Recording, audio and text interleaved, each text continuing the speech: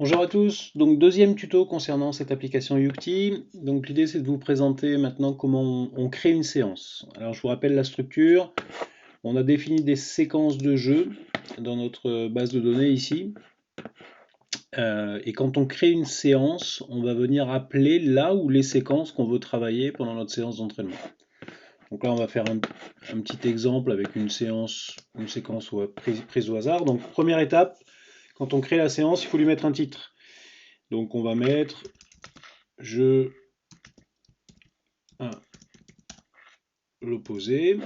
La catégorie avec laquelle on va dérouler la séance, donc ça peut être U16. La date de planif, donc on va la planifier pour la semaine prochaine. L'heure de la séance d'entraînement, l'heure de fin. On a un petit bouton plus ici qui nous permet de la replanifier. Donc très souvent, pour certaines séances ou certaines catégories, on replanifie des séances dans le temps, voilà, pour répéter la séquence de jeu et pour une meilleure assimilation, on va dire. Donc là, je vais mettre un petit peu moins d'un mois d'intervalle. Bien sûr, on peut supprimer. Et on clique sur suivant. Alors là, ça va être sans doute l'étape la plus importante. Donc ici, on voit qu'on a 4 blocs qui se sont créés, qui sont pointillés, qui vont être en fait les blocs de nos séances, les différents procédés de notre séance d'entraînement. Donc ici, je vais aller choisir un thème. Donc j'ai dit que je voulais travailler le jeu à l'opposé. Donc on va voir, bon voilà, j'ai un thème ici, jeu à l'opposé, c'est une notion de déséquilibre, jouer à l'opposé après avoir fixé collectivement, j'ai les résultats attendus qui sont détaillés. Voilà. Je vais appuyer sur le petit plus ici, et vous allez voir apparaître, voilà, le bloc ici c'est complété. Donc si j'appuie 4 fois, bien évidemment je vais avoir 4 blocs distincts relatifs à cette séquence de jeu, mais j'aurais pu aussi décider de dire, en fait, je vais travailler 2 blocs de ma séance sur la notion de déséquilibre, et puis je vais travailler 2 autres blocs sur la notion d'améliorer la capacité à marquer sur des centres. Et dès lors que je vais l'enregistrer, le système, il m'a créé 4 blocs, on va aller les voir rapidement. Le premier bloc, jouer à l'opposé après avoir fixé collectivement. Le deuxième, idem. Le troisième, se démarquer pour finir. Le quatrième, idem. Donc à l'appel de la séquence de jeu, donc on a appelé par exemple ici améliorer la capacité à marquer sur les centres. Automatiquement le système il a pré-rempli les éléments de notre séance, c'est-à-dire le domaine, la phase, la description du principe, la problématique et enjeu, les différentes dimensions athlétiques et constantes globales qui étaient associées à cette séquence et les résultats attendus. Donc ce qui va nous rester à faire, c'est de créer le croquis, c'est ce qu'on va faire maintenant, et de définir ici les consignes et les variables qui sont associées au croquis. Allez, on va rentrer un petit peu dans le détail de notre fiche séance pour bien comprendre comment ça fonctionne. On va retourner en en-tête. Donc ça c'est le menu pour voir l'en-tête de notre séance. On retrouve sa date, son titre, et on a quelques icônes ici qui sont intéressants. Le premier c'est l'effectif, donc on peut rentrer l'effectif. On peut rentrer l'effectif qui sera présent à notre séance. On peut rentrer la charge athlétique. Donc la notion de charge, on va la voir un petit peu après au niveau de chacun des blocs. Et on peut rentrer une note, idem, qui sera remplie au niveau de chacun des blocs, qui permettra, voilà, de savoir si la séance est une bonne séance ou pas. On peut faire un bilan de la séance, donc ça c'est intéressant, ça permet de garder une trace, et quand on partage nos séances avec d'autres éducateurs, ça permet de dire attention, la mise en place est très longue, ou il faut changer le bloc numéro 2, pas adapté, etc., etc. On peut ici replanifier, et puis on a un petit bouton réglage ici, qui nous permet tout simplement de supprimer la séance si on veut la supprimer. Alors si on descend au niveau du bloc, donc au niveau du bloc, on va pouvoir ici mettre un titre. Alors généralement, le premier bloc de ma séance, ça va être une activation ou un échauffement. Donc je peux lui mettre un titre, activation. Le deuxième bloc, ça peut être un jeu. Donc, on numérote souvent les jeux, on a le jeu numéro 1 et le jeu numéro 2 qui ont des objectifs différents, etc., etc. Le bloc 3, ça peut être un exercice ou une situation. Le bloc 3, ça peut être un jeu numéro 2. On a ici la notion de charge. Donc la notion de charge, ça s'inspire visiblement de la RPE. Donc le calcul il est assez simple. On détermine une note de 1 à 10. Voilà, de 0 à 10, pardon. 0 c'est vraiment de la récup et 10 c'est très difficile et on multiplie ça par le temps. Donc moi je vais considérer que mon activation ça va être moyen, donc ça va être une note entre 0 et 10 de, allez, on va dire de 4. Ça dure 20 minutes. Allez, je vais mettre une charge de 80 sur cette activation. Le système va faire la somme des charges qui ont été dédiées à chacun des blocs et va nous remonter, on va le voir un petit peu après, va nous remonter un code couleur, voilà, qui nous dira si c'est intense ou pas. Allez, on va faire notre premier petit croquis. Donc pour faire le croquis, il faut connecter la slate au PC et activer la petite LED bleue. Voilà, donc vous restez appuyé juste 2 secondes sur le bouton de démarrage et il y a une petite LED bleue sur le dessus qui va s'allumer. Donc là, on sera bien connecté. Une fois que c'est connecté, on va cliquer sur le petit crayon ici, à côté de croquis tactique. Et le système va nous proposer 3 choix de terrain. Donc soit un terrain entier, soit un demi-terrain, soit une zone complètement libre, donc feuille blanche, où on va pouvoir dessiner plusieurs zones, plusieurs ateliers. Voilà. C'est pas mal pour les activations, notamment les échauffements. Donc là, je vais juste vous montrer les différentes fonctionnalités de la slate. Donc là, j'ai positionné mon papier sur la slate, et puis je vais commencer à dessiner mes équipes. Voilà, donc ça va reproduire à l'identique les schémas que je fais sur le papier. Je peux mettre de la couleur pour mettre des flèches, des déplacements. Je peux grossir le trait pour bien identifier certaines zones. Je peux écrire, tout simplement. Voilà, si j'ai des recommandations, si je veux dire attention au déplacement, voilà, je peux faire des symboles, je peux marquer les noms. Voilà, donc c'est assez sympa, ça reproduit assez bien le schéma que j'ai moi ici sur le papier. Et une fois que j'ai fini, je vais tout simplement le sauvegarder et il va venir se positionner dans ma fiche séance. Et comme vous le savez, une fois que notre séance est faite, ça arrive directement sur notre téléphone. Je vais essayer d'améliorer un petit peu ce dessin pour vous donner quelque chose de cohérent. Alors je vais retourner sur croquis tactique ici. Dès que je retourne sur croquis tactique, en fait, il va m'effacer le dessin qui était là précédemment. Et on va essayer de faire un petit dessin, voilà, un petit circuit technique. Je vais dessiner par exemple des cerceaux. Je vais avoir mon joueur au départ qui se situe ici. Je vais le faire enchaîner dans les cerceaux.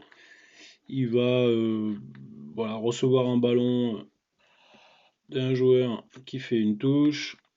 On va vouloir qu'il la remette ici. Lui, il va faire un petit circuit de slalom. Il va récupérer le ballon. Il va aller chercher côté opposé un joueur à qui on va faire des burpees x5. Et pendant ce temps-là, sur le côté, on va mettre des petites foulées bondissantes.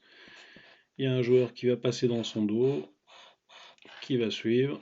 Lui réceptionne le ballon. Il va fixer. Et il faut qu'il trouve une porte. On peut positionner 2 attaquants avec une porte ici pour des appels croisés qui vont arriver de ce joueur-là. On met notre gardien. Voilà, et on a une petite séance, alors qui est faite rapidement, vous l'avez vu, on l'a faite en 10 secondes, mais voilà, qui commence à ressembler à quelque chose qui colle à mon thème,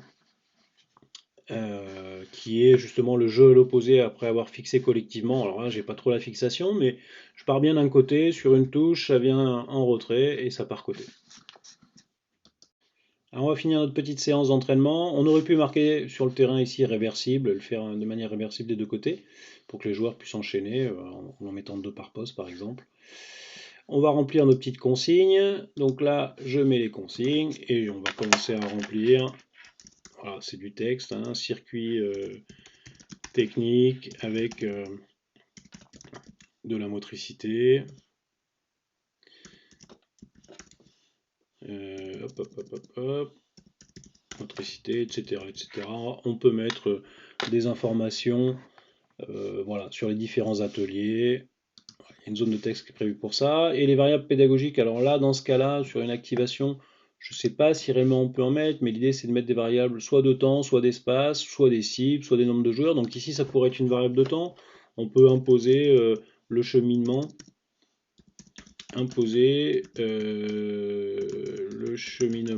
en, je sais pas, 15 secondes.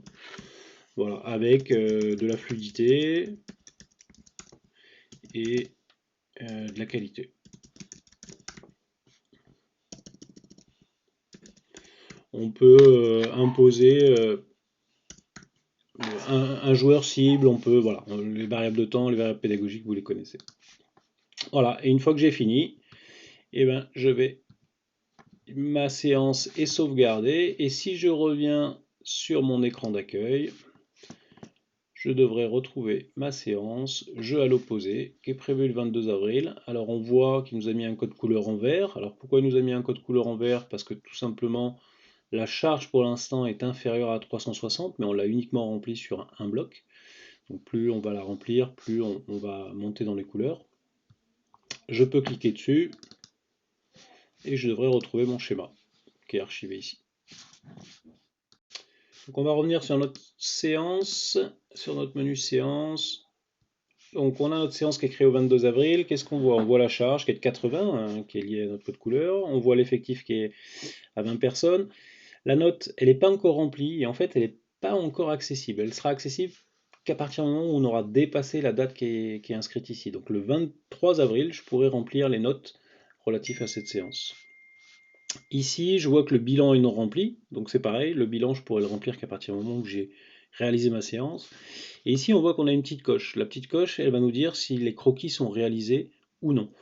Donc là, dans notre séance, on n'a pas de petite case à cocher, de petite encoche, pardon, parce qu'on a réalisé qu'un croquis sur les 4 blocs. Ici, finir sur centre, éliminer le premier rideau, spécifique attaquant, on voit que les séances sont complètes. Donc ça, c'est une information qui est importante parce que, en fait, l'idée, ça va être de planifier dans le temps les thèmes qu'on veut travailler et petit à petit de venir construire nos séances en fonction, comme on l'a vu, des thèmes et des résultats attendus.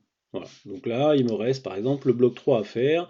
Je vais pouvoir m'inspirer des résultats attendus, doser le centre, arriver lancé, ne jamais perdre le ballon. Je suis sur améliorer la capacité à marquer sur centre. Donc là, en fonction de mon effectif, en fonction de la surface de jeu que j'ai, je vais pouvoir créer un exercice.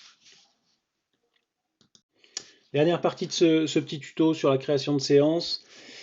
Je vais retourner dans l'écran de nouvelle séance, je vais lui mettre un titre, peu importe le titre, une catégorie, on était sur le U16, une date, ça va se dérouler demain, de 18 à 20. Je clique sur suivant. Donc ici on a vu qu'on allait chercher les séquences qu'on voulait travailler, donc ça c'est l'approche vraiment voilà, périodisation tactique. On planifie tactiquement nos séances.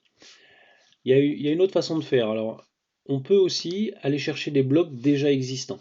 Donc de la même façon, voilà, ici j'ai tous mes blocs qui ont déjà été réalisés, avec des schémas ou sans schéma.